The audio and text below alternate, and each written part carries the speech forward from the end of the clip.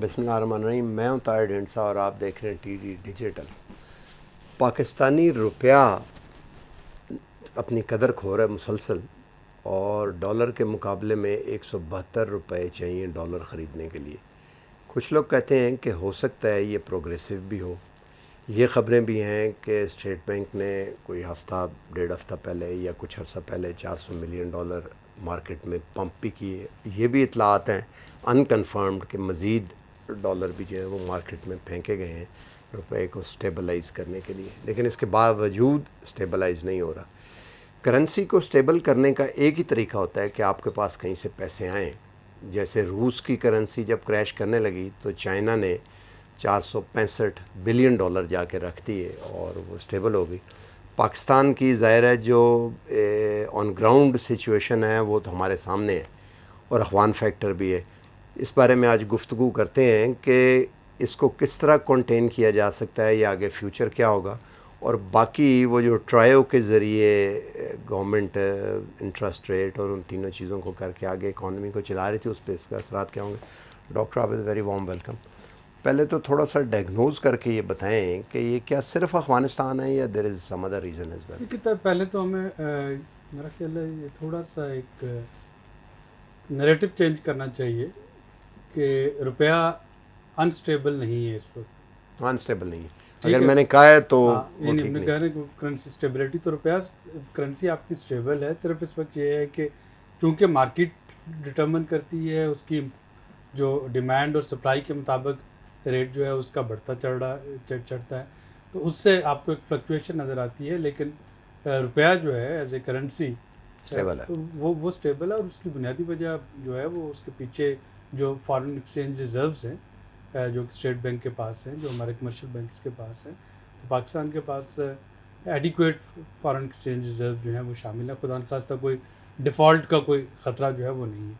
हाँ, ये ज़रूर है कि ये जब डिमांड की हम बात करते हैं, मार्केट में डिमांड बढ़ती है तो उसका क्या मतलब होता है। तो उसका मतलब ये है कि आपकी जो इंपोर्ट्स के पैसे बाहर जाने हैं या आपकी अदरवाइज़ डॉलर में कोई पेमेंट बाहर जानी है तो वो आपकी डिमांड है। और सप्लाई क्या है? सप्लाई ये है कि आपके पास एक्सपोर्ट की अर्निंग आ गई, आपके पास रेमिटेंसेस आ गई, आपके पास फॉरेन डायरेक्ट इन्वेस्टमेंट आ गई, या अदरवाइज़ किसी ने उधार दे दिया, स्टेट बैंक ने डॉलर्स में किसी ने डॉलर रखवा दिए, तो वो आपके पास सप्लाई है।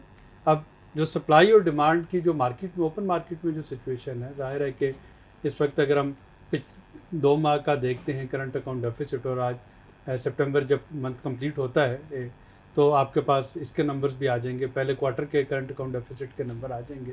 तो जो इंपोर्ट और एक्सपोर्ट का गैप है, एक तो वो एक रीज़न है। तो हमें मालूम है हमें कि पहले 2 महीनों को अगर आप देख लें तो आपका ऑन एन एवरेज हर महीने का इस वक्त जो गैप आपका बढ़ रहा है वो तकरीबन कुछ 3.5 अरब डॉलर का गैप हर महीने बन रहा है। यानी 3.5 अरब डॉलर जो है वो मार्केट से डिमांड है जो कि उसकी सप्लाई शॉर्ट है। ये तो एक फैक्टर है इसका। दूसरा अफ़गानिस्तान फैक्टर जो है उस पर तो बात हो चुकी है बारहा कि उसकी वजह से भी नहीं, लेकिन अफ़गानिस्तान वाला कॉन्टीन्यूस तो नहीं होना चाहिए भाई। जब तक अफ़गानिस्तान गवर्नमेंट को तस्लीम नहीं किया जाता है, जब तक उसके 9 बिलियन डॉलर के जो फ्रोज़न एसेट्स हैं वो रिलीज़ नहीं किए जाते हैं, अफ़गानिस्तान का फैक्टर आप कैसे कह सकते हैं? 9 बिलियन तो उसमें तो प्रोजेक्ट के पैसे भी हैं, प्रोजेक्ट्स के भी, लेकिन वो तो एकदम नहीं मिलेंगे। आप ये देखें ना कि 15 अगस्त के बाद से आज आप सितंबर एंड पे बैठे हैं, तो पिछले 1.5 महीने में अफ़गान गवर्नमेंट जो है या अफ़गान बाशिंदे जो हैं या सराय शहज़ादा मार्केट जो है, जो अफ़गानिस्तान की सबसे बड़ी जो है करेंसी एक्सचेंज की मार्केट है काबुल की, तो सराय शहज़ादा मार्केट अगर फंक्शनल है तो वो कहीं ना कहीं से तो फंक्शनल है ना। यानी लोगों ने कितने के डॉलर्स जो थे वो अपने पास स्टोर किए हुए थे घर में, जिसकी वजह से तो जाहिर है वो इस वक्त हमें, चूँकि वो सारा इनफॉर्मल मार्केट में है, हमें नहीं मालूम कि कितने डॉलर यहाँ पे परचेज़ हुए जो कि अफ़गान पर्पज़ के लिए परचेज़ हुए, कितने वहाँ पे बिल्कुल ठीक हो गया तक है। लेकिन वो फैक्टर बहरहाल अपनी जगह पे एक मुस्तकिल हेडेक है। तो मैं कहना ये चाह रहा हूँ कि रुपया जो है वो अपनी जगह पे स्टेबल है। स्टेट बैंक के पास रिज़र्व जो हैं बैलेंस ऑफ पेमेंट को मीट करने के लिए वो मौजूद है। अब स्टेट बैंक मुख्तलिफ मेजर्स ले रहा है उस डिमांड को कर्टेल करने के लिए, एंड लेट्स सी कि वो कितने मुस्तहकम मैयर होते हैं। इस पे बाद में बात करते हैं, बट एज ए क्रॉलरी मैं ये सही इन्फ्लुएंस ड्रॉ कर रहा हूँ कि अफ़गानिस्तान को फॉर अ मिड टर्म का मतलब है कि जो IMF वाले जैसे कहते हैं ना 2-2.5 साल के लिए हमें पाकिस्तान के अंदर जैसे वीट उनकी है इस तरह इंक्लूड करके फाइनेंशियल प्लानिंग करनी चाहिए। मेरा ख्याल है हमें इसके कॉस्ट बेनिफिट एनालिसिस करना पड़ेगा। एक तो आपके पास डायरेक्ट उसकी कॉस्ट है वीट की शक्ल में, फर्टिलाइज़र जब स्मगल होती है उसकी शक्ल में, डॉलर की हम बात कर चुके हैं। दूसरा उसकी कॉस्ट ऑफ अपॉर्चुनिटीज़ हैं। हमने देखा कि किस तरीके से न्यूजीलैंड की टीम यहाँ से गई, इंग्लैंड क्रिकेट टीम में यहाँ पे आने से इनकार कर दिया। सो अगेन उसका एक लिंक जो है आप अफ़गान फैक्टर से सिचुएशन जो है उसके साथ रिलेट कर सकते हैं। तीसरा जो बड़ा उसका फैक्ट हो रहा है वो हो रहा है आपकी फॉरेन डायरेक्ट इन्वेस्टमेंट पे। सबको मालूम है कि शायद मेरे या आपके लिए लाल मस्जिद में अब तालिबान के झंडे लहराए जाना या वहाँ पे जो इमाम मस्जिद हैं हाथ में क्लाशनकोफ लेके तालिबान के हक़ में वीडियो स्टेटमेंट को दे रहे हो, तो शायद हमारे लिए ये एक नॉर्मल सी चीज़ है, चूँकि हम बहुत ज़्यादा उसको सीरियस थ्रेट नहीं लेते हैं। लेकिन जब वही चीज़ इंटरनेशनल न्यूज़ एजेंसीज़ पे वायरल होकर चलती है तो वो पाकिस्तान के बारे में पूरा परसेप्शन एक बदल जाता है कि पता नहीं अगर फेडरल कैपिटल में ये हो रहा है तो बाकी जगह पे क्या हो रहा होगा और कितना ज़्यादा वहाँ पे जो है लाकानूनियत है, जो कि यहाँ पे नहीं है, उस तरह की कोई चीज़ नहीं है। तो वो आपका एक तीसरा फैक्टर है। और चौथा और इम्पॉर्टेंट फैक्टर जो है वो ये है कि ये जो अभी कल आपने देखा कि US के 40 सेनेटर्स ने पाकिस्तान के जो है इन्वेस्टिगेशन की वो जो है रेजोल्यूशन जमा करवाई कि पाकिस्तान के किरदार को प्रूव किया जाए। हालांकि इसकी जो एक कॉमन सेंस बनती है, पाकिस्तान का किरदार ये तो नहीं हो सकता कि अफ़गानिस्तान की जो इतनी बड़ी एक आपकी फ़ौज है वो अगर ना लड़े और वो सरेंडर कर जाए तो उसमें पाकिस्तान का किरदार तो नहीं है। लेकिन उसकी प्रोबिंग होना, उससे पहले 16 सितंबर को ब्लूमबर्ग का एडिटोरियल आना पाकिस्तान के ख़िलाफ़ कि जी फाटफ की ग्रे लिस्ट से ना निकलने दिया जाए, IMF अपनी शराइत टाइट कर दे।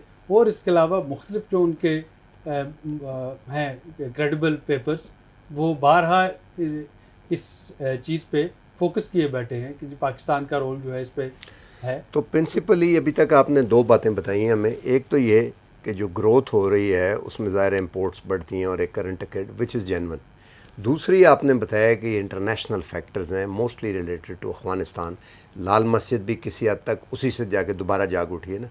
तो what is the solution, what you think the government will be doing? इसमें दो है ना, कुछ चीज़ें तो जो हुकूमत फौरी तौर पे कर रही है, मसलन जो डिमांड कर्टेल करने के लिए इस वक्त ECC कल हो रही है, देखते हैं कि उसमें क्या फैसले होते हैं। रेगुलेटरी ड्यूटीज़, लेकिन रेगुलेटरी ड्यूटीज़ जो लग्जरी आइटम्स पे हैं और उसमें आपकी इलेक्ट्रिक व्हीकल्स पे भी थोड़ी सी ड्यूटी बढ़ा दी गई है, हाइब्रिड पे भी थोड़ी सी बढ़ा दी गई है।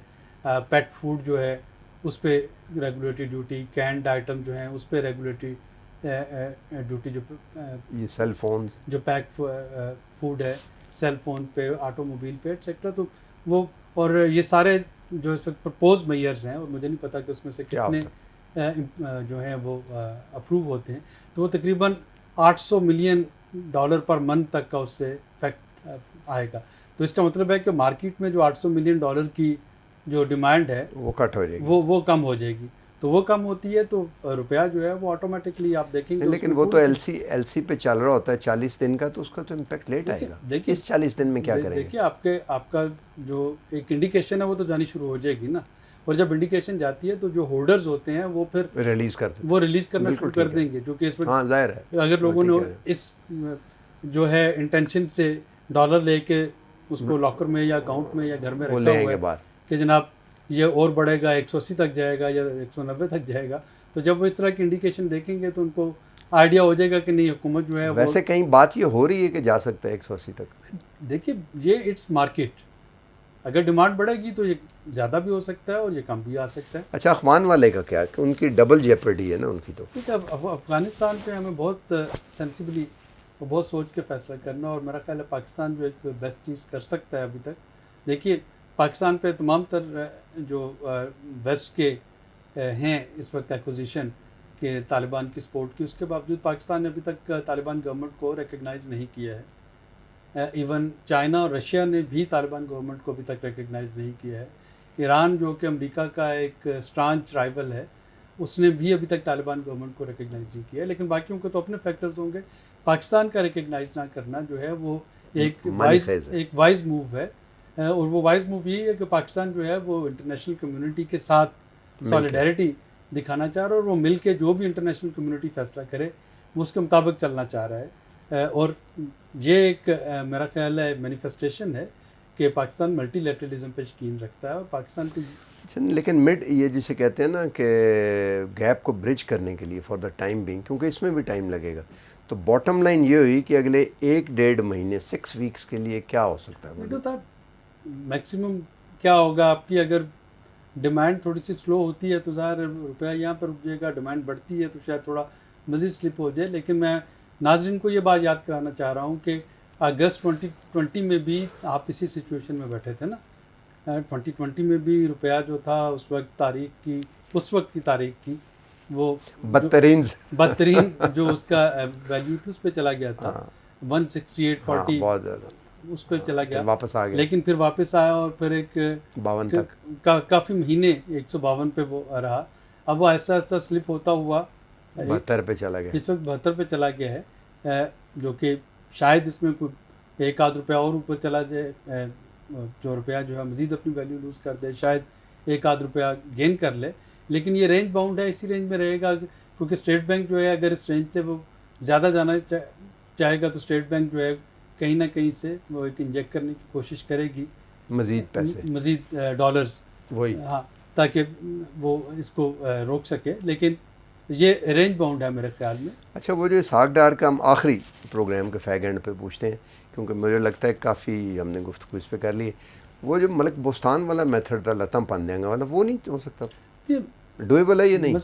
वो देखिए उसमें दो थे ना। एक तो ये होता था कि उसमें रेगुलर बेसिस पे स्टेट बैंक से डॉलर इंजेक्ट होते थे, जो कि बाद में पीटीआई गवर्नमेंट ने भी किए। अगर आप जो हैं पहले 5 साल पीएमएलएन गवर्नमेंट को और 1 साल पीटीआई गवर्नमेंट का देख लें तो तकरीबन $42 बिलियन जो हैं वो बिल्कुल ठीक है, वो इंजेक्ट हुए ओपन मार्केट में, बिल्कुल। लेकिन $35 बिलियन जो कि पीएमएलएन के दौर के हुए, उसका नुकसान क्या हुआ? उसका नुकसान ये हुआ कि आपके पास जो रिजर्व्स थे वो बिल्कुल ख़त्म हो गए, ड्राई हो गए, और करंट अकाउंट डेफिसिट जो था वो इतना अनसस्टेनेबल हो गया कि आपको एक बहुत ही ज़्यादा फ्रंट लोडेड पैकेज जो आईएमएफ का लेना पड़ा, वो लेना पड़ा। तो इस वक्त आपके पास कम से कम ये इत्मीनान रहना चाहिए कि भाई करंट अकाउंट डेफिसिट को मैनेज करने के लिए यानी स्टेट बैंक या मिनिस्ट्री ऑफ फाइनेंस ऐसा पैनिक नहीं है। अगर ये स्पीड पे भी चलता रहता है, अगर हम पहले साल के पहले 2 महीनों को देख रहे हैं, तकरीबन $2.5 बिलियन अगर करंट अकाउंट डेफिसिट आपको नज़र आ रहा है, और ये चलता रहता है, $12 बिलियन पे पहुंच जाता है, लेट्स से, जो कि बहुत हाई है। लेकिन अगर आपके पास रिजर्व्स होंगे तो आप इसको मैनेज कर सकते हैं।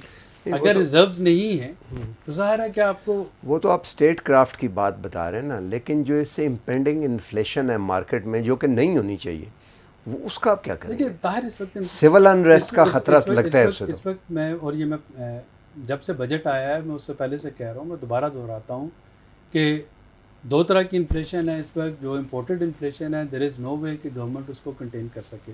पिछले 1 साल में आपको पता है कि गैस की कीमतों में यूरोप में कितना इजाफा हुआ? इंग्लैंड में आज भी 500%, हाँ बिल्कुल ठीक कह रहे हैं, 500% इजाफा हुआ है, और शॉर्टेजेस भी हैं गैस की कीमतों में यूरोप में पिछले 1 साल के अरसे में। बिल्कुल ठीक कह रहे हैं। अब अगर 500% इजाफा हुआ है तो इसका मतलब है कि अगर यूरोप जो है वो कम्पीट नहीं कर पा रहा है गैस ख़रीदने में, चाइना में या एशिया में वो इस वक्त ज़्यादा आ रही है, तो जाहिर है कि आप पाकिस्तान जो है वो कहाँ पे कोशिश करेगा कि उसको स्पॉट रेट पे मिले। बिल्कुल ठीक, $10 पर MMBTU मिल जाए, $5 पर MMBTU मिल जाए। इस वक्त तो ये हो रहा है, अगर आप एनर्जी इंटरनेशनल कमोडिटी मार्केट को देखें तो जो सप्लायर्स हैं वो अपने लॉन्ग टर्म कॉन्ट्रैक्ट पे डिफ़ॉल्ट कर रहे हैं, बिल्कुल। वो उनको डिफ़ॉल्ट, यूके में उन्होंने क्या फौज है, देखो उनको डिफ़ॉल्ट करके, हाँ बिल्कुल ठीक, उनको डिफ़ॉल्ट करके आगे सेल करके पेनल्टी पे करके फिर भी प्रॉफिट बिल्कुल ठीक मिल रहा है। हाँ, ठीक तो है। इस वक्त इस तरह की सिचुएशन है।